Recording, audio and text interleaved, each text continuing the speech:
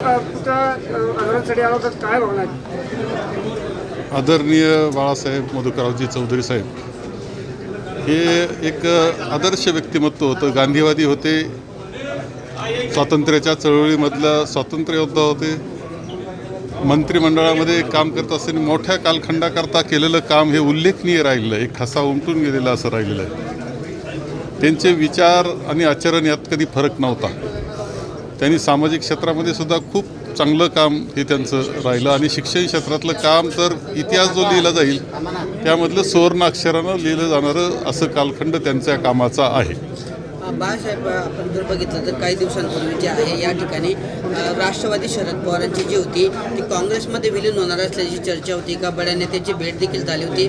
मात्र आता पुन्हा ही राष्ट्रवादी भाजपसोबत जाणार असल्याची चर्चा आहे. जयंत पाटलांची आणि तावडेंची या संदर्भात भेट देखील झाल्याचं बोललं जात आहे. या बाबतीत मला काही माहिती नाही, त्यामुळं मी बोलू इच्छित नाही. आपलं भाषणात विधान केलं आहे की विधान परिषदेचे अध्यक्ष आहेत ते विरोधकांच्या संदर्भामध्ये वक्तव्य केलं की सत्ताधारी त्यांच्याकडे बघतात आणि मग त्यानंतर ही वस्तुस्थिती अलीकडच्या कालखंडात झाली.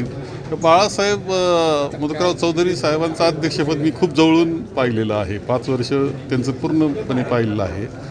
ते असे होते का ते रामशास्त्री बाण्याचे होते, म्हणजे न्याय सगळ्यांना दिला पाहिजे ही पद्धत त्यांची होती.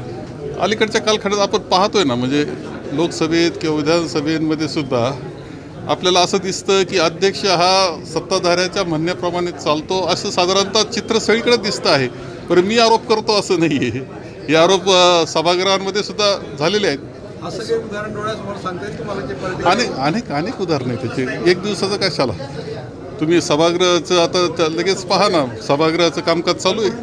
तुम्हाला ते उदाहरण काय इतके उदाहरण आहे का? असं वाटत असलं तर तुम्हाला तरी दुसरीकडे विधानसभेमध्ये जे पावसाळी अधिवेशनामध्ये जयंत पाटील असतील किंवा आव्हाड हे विरोधातले जे आहेत आमदार यांनी सत्ताधाऱ्यांचं कौतुक केलेलं आहे. नाही आता ते ठीक आहे, परंतु आता एक तर आम्ही जे आहोत विरोधी पक्षामधली आमची संख्या इतकी मर्यादित झालेली आहे. खरं म्हणजे लोकशाहीला हे चांगल्या लोकशाहीचं धोतक नाही. खरं म्हणजे समर्थ विरोधी पक्ष असणं, संख्याबळ असणं हे महत्त्वाचं असतं.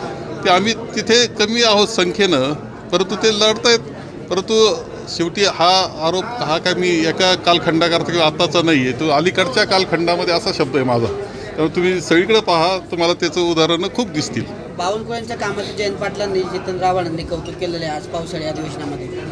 नाही, काही कामं काही निर्णय, मी महसूल मंत्री म्हणून सुद्धा राहिलेलो आहे आणि असं असतं का खूप संधी असती लोकांकरता काम करण्याची आणि त्यांचे काही निर्णय येत असताना मी पाहतोय की ते निर्णय करण्याचा प्रयत्न त्यांचा दिसतोय की जास्तीत जास्त सुलभता यावी ह्याकरता ते प्रयत्न करताना दिसत आहेत. त्यामुळं काही निर्णयांचं कौतुक केलं असेल, चांगलं काम केलं तर कौतुक केलं पाहिजे. त्यात काय आश्चर्य काय? हे तर खरं निरोगी लोकशाहीचं धोतक आहे. संपूर्ण महाराष्ट्रामध्ये बघितलं तर आपण पूरस्थिती निर्माण झालेली आहे. एकीकडे आपण जर बघितलं तर उन्हाळ्यामध्ये जेव्हा ताण लागते तेव्हा विहिरी खोदल्या जातात. तशाच पद्धतीची परिस्थिती पूर्ण महाराष्ट्रात आहे. संपूर्ण ठिकाणी पाऊस पडणार असल्याचं हवामान खात्याचा अंदाज होता. मात्र कुठल्याही प्रशासनाने कुठलीही पूर्वयोजना केली नाही आणि त्याचा परिणाम आता नागरिकांना भोगावा लागतो आहे. कुठे बळी जात आहेत, कुठे नाल्यांमध्ये लोक पडत आहेत, कुठे बिल्डिंग कोसळत आहेत, तर कुठे अपघात होत आहेत. अशी परिस्थिती पाहायला मिळते. ही वस्तुस्थिती आहे. खरं म्हणजे अल निनोचा प्रभाव असल्यामुळं पाऊस होईल की नाही अशी भीती वाटत असताना पाऊस झाला ही एक पहिली चांगली गोष्ट आहे. परंतु पावसाकरता काय काळजी घेतली पाहिजे यामध्ये आपण कुठंतरी कमी पडतोय हे सत्ताधाऱ्यांनी ओळखलं पाहिजे आणि त्याच्यात दुरुस्ती केली पाहिजे. हे खरं म्हणजे अनेक गोष्टी आहेत की खूप घरं पडत आहेत अनेक ठिकाणी. आता मी तर काय पुन्हा मुंबईच्या जो एक्सप्रेस हायवे आहे त्याच्या काय मिसिंग लिंक झालेली आपल्याला दिसते. खरं म्हणजे ह्या सगळ्या गोष्टी काळजी वाटणार, गुणवत्तेची काळजी वाटावी अशा काही गोष्टी आहेत, निश्चितपणे आहेत आणि त्या आपण मांडल्या पाहिजे, जनतेने मांडल्या पाहिजे आणि त्या दुरुस्त होईल याची काळजी घेतली पाहिजे. पुण्याचं मेट्रो स्टेशनची पण तशीच परिस्थिती पाहायला मिळेल. अक्षरशः त्या ठिकाणी पुराला माध्यमांच्या प्रतिनिधींना त्या ठिकाणी छायाचित्रण करण्यात बंदी करण्यात आली. एकीकडे हुकुमशाहीकडे चाललोय आपण. नाही असं आहे की तुम्ही मीडियाची मंडळी आहात सगळे. तुमचा जगामध्ये मीडियाच्या स्वातंत्र्याकरता कितवा नंबर आहे देशाचा माहिती आहे तुम्हाला? 156. जगातले जे देश आहे त्यामध्ये मीडियाच्या स्वातंत्र्यामध्ये 156वे तुम्ही आहेत. ही काय गोष्ट चांगली नाही. शेवटी लोकशाही आहे ना, तर लोकशाही पद्धतीनं ते झालं पाहिजे. त्याला उत्तर देण्याची तयारी ही सत्ताधाऱ्यांनी ठेवली पाहिजे. प्रश्न विचारण्याचा अधिकार हा जनतेचा अबाधित असला पाहिजे, लोकप्रतिनिधीचा अबाधित असला पाहिजे. त्यामध्ये सत्ताधारी जरी असला लोकप्रतिनिधी, त्याने सुद्धा वेळप्रसंगी प्रश्न विचारला पाहिजे, उत्तर घेतलं पाहिजे. थँक्यू.